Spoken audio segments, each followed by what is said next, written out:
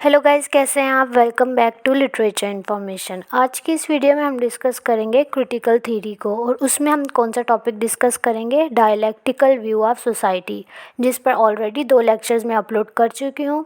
एक में हम लोगों ने शॉर्ट सा व्यू दिया था इसका, और सेकंड के अंदर हम लोगों ने मैक्स वेबर के बारे में डिस्कशन की थी।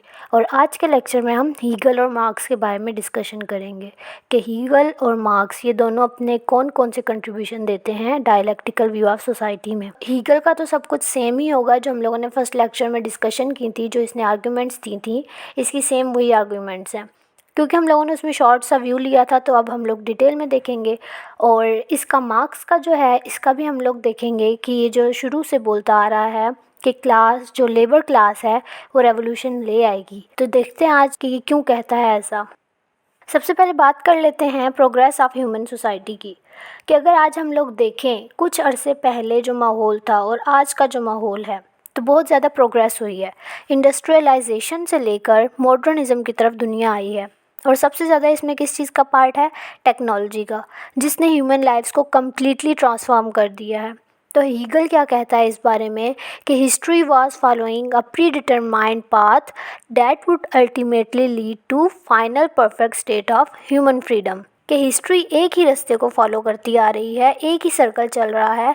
जैसे हमने बात की थी कंट्राडिक्शंस की, कि वर्ल्ड जो है डायनामिक है, चेंज होता रहता है, और हर आने वाले दौर में न्यू कंट्राडिक्शंस आती हैं। तो हीगल की थिंकिंग के according that would ultimately lead to the final perfect state of human freedom, कि चीज़ें तब्दील हो रही हैं और इस चेंज की वजह से परफेक्शन आ रही है, लोग बेहतरी की तरफ जा रहे हैं। फिर क्या कहता है कि for Hegel universe evolve through a constant cycle of dialectic progress, के यूनिवर्स एक कांस्टेंट साइकिल में चल रहा है जिसको डायलैक्टिक प्रोग्रेस कहते हैं। जो भी हमने बात की कि हर दौर में ऑपोजिशन होती है। For Hegel this dialectic was the mind of God coming to understand its own being. One state always creates the opposite. यहाँ पर हीगल स्पिरिचुअलिटी की तरफ ले जाता है, कहता है कि हर एक चीज का अपोजिट जो है वो मस्ट है। अब आप इसको इस एग्जाम्पल से समझें कि आपको लिंग्विस्टिक में क्या सिखाया जाता है, सिस्टम ऑफ निगेशन, कि दिन इसलिए दिन नहीं है कि ये दिन है, ये इसलिए दिन है क्योंकि ये रात नहीं है। चीज़ों को निगेट करके समझाया जाता है। अच्छाई इसलिए अच्छाई है कि वो बुराई नहीं है। लिंग्विस्टिक्स कहते हैं कि हम चीज़ों को सिस्टम ऑफ निगेशन के थ्रू समझते हैं, और ये कोई भी चीज़ हो सकती है। Even a letter, for example a इसलिए ए है क्योंकि वो बी नहीं है, सी नहीं है, और इसी तरह जेड तक वो कुछ भी नहीं है, इसलिए इसको ए कहा जाता है। तो वो यूं इस तरीके से मीनिंग्स को समझते हैं। ये लिंग्विस्टिक हम लोगों को बताती है। अब क्या कहते हैं कि ये जो ऑपोजिट चीज़ें हैं, things that exist in itself and the things that exist of itself, each want to be free. ये दोनों एक दूसरे से आज़ाद होना चाहेंगी, किसी ना किसी तरह से इस बॉन्डेज से फ्री होना चाहेंगी, कि जो दूसरे से कनेक्ट करवा के इनकी आइडेंटिटी बनाई जा रही है, कि इसके बगैर भी इनकी आइडेंटिटी है। लेकिन सिस्टम ही दुनिया का ऐसा है कि आइडेंटिटी बननी ही ऐसी है। अपोजिट किसी न किसी के होना है, इसको डिनाई करके ही आपकी आइडेंटिटी बननी है, वरना आप अकेले कुछ भी नहीं हैं। तो होता क्या है, दोनों सिस्टम फिर इस वजह से कोलैप्स करते हैं, और ये तब तक चलता रहेगा सर्कल जब तक यूनिवर्स एक बात पर एग्री ना हो जाए, वो एब्सोल्यूट वाली सूरत, तो वो वाली सूरत क्रिएट ना हो जाए, तब तक ये सब कुछ चलता रहेगा। नेक्स्ट देखते हैं Karl Marx and class struggle. अब मार्क्स ने इस रियलिटी की पिक्चर को यूं देखा कि ये हिस्टोरिकल प्रोसेस है जो वर्कआउट कर रहा है अपने आप को प्रोग्रेस की तरफ, इम्प्रूवमेंट की तरफ ले जाने में। हीगल इस मामले में थोड़ा स्पिरिचुअलिटी की तरफ चला जाता है, और मार्क्स बात करता है मटेरियलिज्म की। वो क्या कहता है कि marks claim that the universe was made of material things rather than abstract state of beings. इनकी बजाय ये मटेरियल चीज़ों से बना है। मार्क्स और हीगल यहाँ पर डिफरेंस क्रिएट कर रहे हैं। Marks suggested that the dialectical process of cultural and economic development was the result of class on class struggles। वो कहता है ये एक्चुअली जो भी डेवलपमेंट है, कल्चरल है, हिस्टोरिकल है या इकोनॉमिकल है, ये किस चीज़ की बेस पर है, क्लास का दूसरी क्लास के साथ स्ट्रगल की बेस पर। ये सारा कुछ वजूद में तब आया, चेंज आए या ना आए, जो कुछ भी है ये स्ट्रगल की वजह से है। ये मटेरियलिस्टिक पॉइंट ऑफ व्यू था कार्ल मार्क्स का, वो इस चीज़ को सामने रखता है। वो कहता है कि each new socio economic stage would provide both the advancements in human life as well as the seeds of its own destruction. कि हर नई जो भी सोशियो इकोनॉमिक स्टेज होती है वो दोनों चीज़ें प्रोवाइड करती है। इंसान की ज़िंदगी में एडवांसमेंट भी आएगी, वो तरक्की भी करेगा, वो आगे भी बढ़ेगा और अपनी तबाही के बीज भी बोएगा। और आप ये देखते हैं कि ये होता आ रहा है। इंसानियत एक तरफ और बड़ी तबाहियाँ और ये मेडिकल साइंस, और दूसरी तरफ ऐसे ऐसे बॉम्ब बन गए हैं कि मुमकिन ही नहीं है उनसे बचा जा सके। अब एटम बॉम्ब से बचने के लिए कौन सी दवाई है, कि कौन सी दवाई ऐसी है जो आपको एटम बॉम्ब से बचा लेगी? तो वो कहता है कि ये दोनों चीज़ें एट अ टाइम बेहतर वाली सूरत हाल भी पैदा कर रही है और अपनी तबाही के बीज खुद ही बो रही है। फिर क्या कहता है वो कि revolution that would destroy the state of socio economic being was necessary to allow humanity to advance the next stage. कि रेवोल्यूशन लाजमी इसलिए होता है कि वो स्टेज जो होती है उससे आगे आपने किसी और स्टेज की तरफ जाना है, तो बीच में चेंज लाने के लिए रेवोल्यूशन लाना पड़ेगा, तभी चेंज होगा। आगे ये बात करता है फ्रॉम स्लेवरी टू कैपिटलिज्म की। Slavery was a necessary evil owning slaves that people began to create the physical infrastructure of true culture। वो कहता है कि स्लेवरी एक ऐसी इविल है, ऐसी बुराई है जिसके बगैर गुजारा नहीं है। ये स्लेव्स को ओन करने से ही इंफ्रास्ट्रक्चर इस दुनिया में बना हुआ है। ये जो बादशाह थे पहले ज़मानों के अंदर, वो स्लेव्स लेकर आते थे अपने मुल्कों में और वहाँ जाकर उनको मजदूरी की तरफ लगा देते थे। बड़ी बड़ी बिल्डिंग्स, ब्रिजेस और टेंपल वगैरह इस तरह की चीज़ें बनवाते थे गुलामों को लगाकर। मेहनत मजदूरी इस तरह की प्रोफेशन उस वक्त नहीं थी, ऐसे लोगों से काम करवाते थे और उनके ऊपर सुपरवाइज़र होते थे, आर्किटेक्ट होते थे जो उनको गाइड करते थे। तो ज़्यादा क्या थी, लेबर क्लास थी। तो क्या कहते हैं, इंफ्रास्ट्रक्चर बना ही ऐसे है। इसलिए वो कहता है कि for human progress it was also necessary that the slaves would revolt. इस चीज़ से तब्दीली के लिए ज़रूरी था कि स्लेव्स भी रिवॉल्ट हों, वो भी बगावत करें, क्योंकि इनसे इंसानियत का लेवल और उनके हकूक़ छीन लिए गए हैं। Tension between master and slaves would lead a revolution which would destroy the entire social system and leave a new one in place, for example feudalism। अब इस बगावत के नतीजे में क्या होगा, मास्टर और स्लेव के बीच में ये जो टेंशन है ये एक नई सूरत हाल को जन्म देगी। अब इसमें क्या होगा, अगर स्लेव ना भी आज़ादी हासिल कर पाएँ तो एटलीस्ट उनकी आपस की ये स्ट्रगल जो है वो इस सिस्टम को इतना खोखला कर देगी कि लोगों का इसकी रवायात पर से एतबार खुद ही उठने लग जाएगा और एक नई चीज़ आ जाएगी सामने। हो सकता है उस स्लेवरी की न्यू फॉर्म सामने आ जाए, जैसे इंडस्ट्रियलिज्म, फिर ये लेबर, फिर उसकी जगह ले लें फ्यूडलिज्म और सर्व्स, लेकिन चेंज लाजमी आएगा। वो कहता है ऐसे चलती है प्रोग्रेस। अब फ्यूडलिज्म की इसमें एग्जांपल आ रही है, वो कैसे कि जो स्लेव्स और मास्टर वाली बात अभी हमने की है, इससे आगे वो कहते हैं कि एक सिस्टम आया फ्यूडलिज्म का। अब फ्यूडलिज्म में इस तरह स्लेव नहीं होता, बंदा जैसे डायरेक्ट स्लेव होता है ना, क्योंकि स्लेव पहले के ज़मानों में कैसे होते थे, उनसे कुछ भी करवा लिया जाता था, उनको कोई चीज़ समझा ही नहीं जाता था।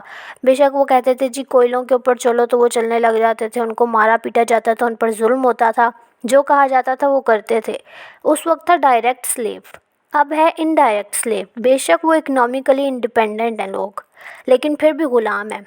अब आज हमें ही देख लें, हम भी सोसाइटी के ग़ुलाम हैं, तो बात वो भी ग़ुलामों की तरह ही मानते हैं। चेंज आया, माइनर सा आया, लेकिन तो बाज़ औक़ात इतना सा चेंज भी आता है, वो लोग नाम के फ्री ही सही लेकिन थे फ्री ही, वो इनडायरेक्टली थे, डायरेक्टली नहीं थे ग़ुलाम वो। फिर 13th और 14th सेंचुरी में बगावतें हुई बहुत ज़्यादा। इंग्लैंड की अगर बात करें तो इंग्लैंड में हुई थी। ये चेंज आता ही आता है सोसाइटी में, बेशक शक्ल बदल दी जाए लेकिन कुछ ना कुछ होना ज़रूर है। तो वो ये बात करता है। नेक्स्ट मूव करते हैं, capitalism a step in human development. अक्सर हम ऐसा सोचते हैं कि Marx as an opponent of capitalism. Marx did not think capitalism was an inherently evil और bad system. Indeed he thought it was a necessary step in economic history. Basically वो ऐसा नहीं समझता था, वो कहता था कि ये ज़रूरी है। एकदम से तो नहीं ना आप लीप लगा सकते, कुछ स्टेप्स होते हैं इसके, आपको स्टेप्स चढ़ने होते हैं। ये ह्यूमन प्रोग्रेस है, सॉफ्टवेयर नहीं है कि आप अचानक मैकेनिज़्म से मॉडर्न वर्ल्ड में आ गए हैं। आपने सदियां लगा के सीखा है ये सब कुछ, जो आज आप इधर तक पहुँचे हैं। ये आपकी हज़ारों लाखों सालों की प्रोग्रेस है जो आप इधर तक पहुँचे हैं, और ये एक कंटिन्यू प्रोग्रेस है। शायद ही कायनात में किसी ने इतनी मेहनत की हो और कंटिन्यू काम करके इस तरह प्रोग्रेस हासिल की हो जितने हमने की है, होमो सेपियंस ने, ख़ास तौर पर हम जैसे कम्प्लेक्स और कॉम्प्लिकेटेड स्ट्रक्चर वालों ने। In Marxist view, capitalism would eventually lead to a workers revolution. अब मार्क्स ने क्यों कहा कि कैपिटलिज्म ज़रूरी है, कि वर्कर जो हैं इनकलाब ले आएंगे। अब दूसरों ने क्या कहा था कि मार्क्स को गलती लगी है, इन कंडीशंस में मज़दूर तबका इनकलाब नहीं ला सकता। अब बात यह है कि capitalism is driven by the desire to maximise profit and this leads to the minimisation of labours and resources in the process of production. जितना प्रॉफिट आप लेते जाएंगे इतना लेबर को आप कम देंगे, क्योंकि प्रॉफिट आपने इकट्ठा करना है सारा। जितनी आप चीप चीज़ें बनाएंगे उतना प्रॉफिट होगा। आपने प्रॉफिट ज़्यादा रखना है मार्जिन रखने के लिए। कैपिटलिज्म वाले चाहते थे प्रॉफिट ज़्यादा से ज़्यादा, जितनी हो सके हम चीज़ें बनाएं, ज़्यादा बेचें। अगर हम एग्जांपल लें, मुर्गी की एग्जांपल लेते हैं। पहले कितने टाइम में तैयार होती थी फार्मी मुर्गी, और फिर तजर्बे कर करके 2-3 माह में तैयार होने लग गई, और इवन आज देखा जाए तो एक फार्मी मुर्गी 40 दिन में तैयार हो जाती है। तो ऐसे आएगा चेंज। अब इसका रिज़ल्ट क्या हुआ था कि elimination of scarcity whereby human beings have everything they need. अब वो काम ख़त्म हो गया है कि आपको कोई चीज़ मिलनी नहीं है। गांव तक भी आप देखें तो आप जिस चीज़ को देखें आपको मिल जाएगी। रात के वक्त शहर में भी अगर आपका दिल करे कोई फास्ट फूड खाने का तो आप ऑर्डर कर लेंगे, या ज़्यादा से ज़्यादा किसी को भेजकर बेकरी से मंगवा लेंगे, क्योंकि दूसरा फूड तैयार होने में टाइम लगता है और फास्ट फूड बना बना के रखा हुआ होता है। कितने दिन का पड़ा हुआ हो ये तो हमें नहीं पता, वो हम लोग जाते हैं ओवन में गर्म करके हम लोगों को दे देते हैं। ये सारा कैपिटलिज्म की एग्जांपल में आएगा। अब इस चेंज से हुआ क्या कि labourers have become alienated, dehumanized and removed from the meaningful relations they have with each other, themselves and with the things they create। अब देखें, एक बंदा बहुत अच्छी गाड़ियाँ तैयार करता है, लेकिन उसकी इतनी हैसियत नहीं है कि वो एक बाइसिकल भी ख़रीद सके, और ये कैपिटलिज्म में होता आ रहा है। इससे क्या हुआ, लेबर्स जो हैं एलिएनेटेड हो गए, डिह्यूमनाइज्ड हो गए। मार्क्स जो है वो एक सिंपल सा व्यू देता है। वो कहता है कि ये सब सह कर मज़दूर तबका जो है उनका दिल भर जाएगा, वो तंग आ जाएंगे इस चीज़ से, वो उकता जाएंगे इस चीज़ से, और फिर क्या होगा, वही जो हम लोगों को मार्क्स थ्योरी देता है कि मज़दूर तबका जो है वो रेवोल्यूशन लेकर आएगा, वो बगावत के लिए तैयार हो जाएगा। नेक्स्ट वो हम लोगों को क्या बताता है, अ कम्युनिस्टिक यूटोपिया। ये कम्युनिस्टिक यूटोपिया मार्क्स ने बनाया था।